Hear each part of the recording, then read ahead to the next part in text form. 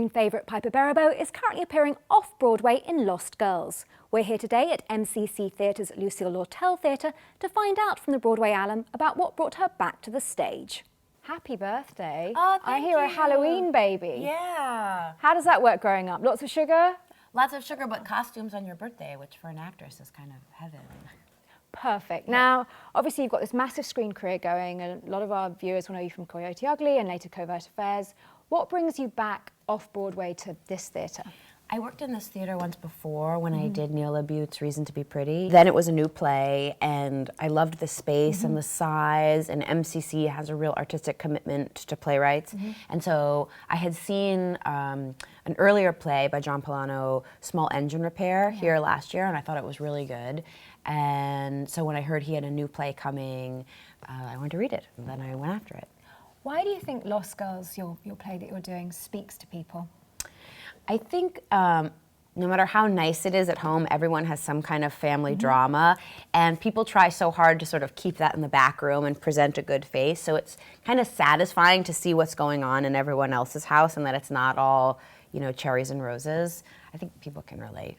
Now, we're obviously on this amazing set. Talk to me about the world of Lost Girls. Where's it set? It's set in Manchester, New Hampshire, in a kitchen. So we're on the kitchen set. It's December in the middle of a snowstorm. There's also a motel set. Okay. And it snows through the whole play. My character is a single mom who lives with her mother and my 16-year-old daughter. And she's one of those women who is just like fighting to stay afloat. You know, she works a lot and very hard, and she only has $23 in the bank, and she's just trying to like keep everybody's head above water. How has it been working with this cast?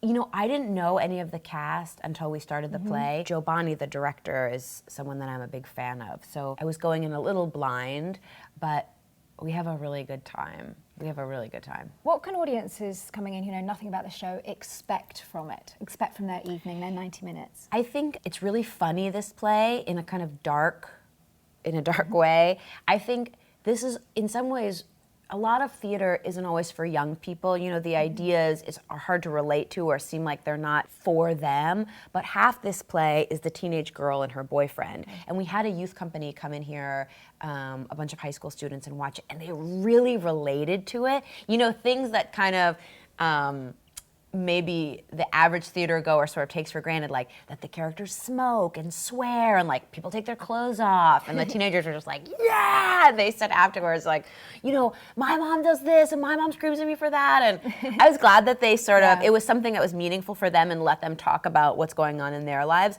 But I think also the play is really funny, it's really tight, and it's got some twists that you don't see coming. So I think the more seasoned theater goer will still be surprised by it.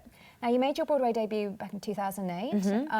Do you want to go back to Broadway at some point? Have you got a dream role that you just think, yes, I want to be back on the Great White Way in that?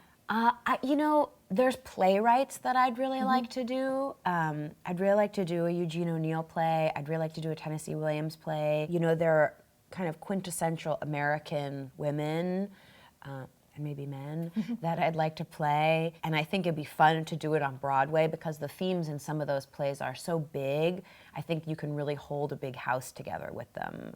Whereas I feel like in the small houses downtown, you can really experiment because you have an audience that's really going for it with you and really, you know, wants to go on some unexpected ride. But I'd like to do some of the classic American plays uptown. Now, sort of outside the theatre, I want to talk about your work with the Syrian refugees because it's extraordinary. How did that sort of come about? My cousin works for the International Rescue Committee, which does asylee resettlement here in the United States. So you can't come into the United States until you actually get asylum status. And so then what happens is, like, all your paperwork is done in the country where you're applying, and then you just land at, like, JFK, and with whatever you've brought from wherever you came from.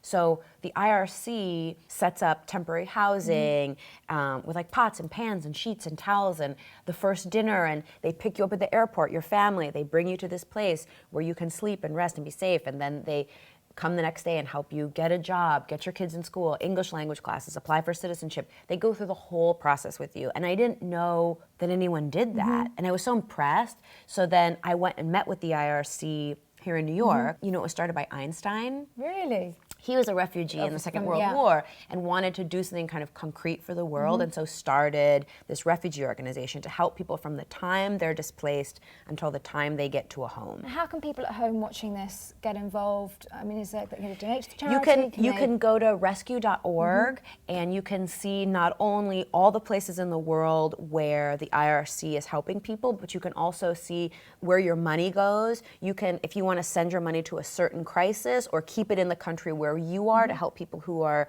resettling there, you can control how your money is spent, and they have a really good rating of, you know, like I know a lot of people are nervous about giving money to big charities because they think, oh, it just goes to some fancy executive salary, but they're very transparent and they have really high ratings on what percentage of money is used to help people. So you've obviously got all this work going on. You're off-Broadway at the moment. What's next? You've got a big TV show, I believe. The Fight. Fight, there we are. I'm developing this television show about conflict journalists with my husband, and it's a subject that both of us are really passionate about. You know, the people that take the photo that you see on the cover of the Times, or whatever newspaper you read. I was really curious about what their life is like. Actors are very transient people and we travel around and it's hard to sort of have a normal life, but how would that be if the places you were going were all conflict zones? And so that's what this show is about, is the people behind the photographs. So final question, what do you hope audiences coming here to see you in Lost Girls take away with them from this show? I really think that the show goes somewhere surprising, and I hope that people don't see it coming and then are kind of still putting it together as they walk away. I love that when there's a turn and I'm walking home from the theater and thinking like, oh yeah, she was, oh, like that it keeps revealing itself, and I think this play does that after you leave. Thank you so much. Thank you.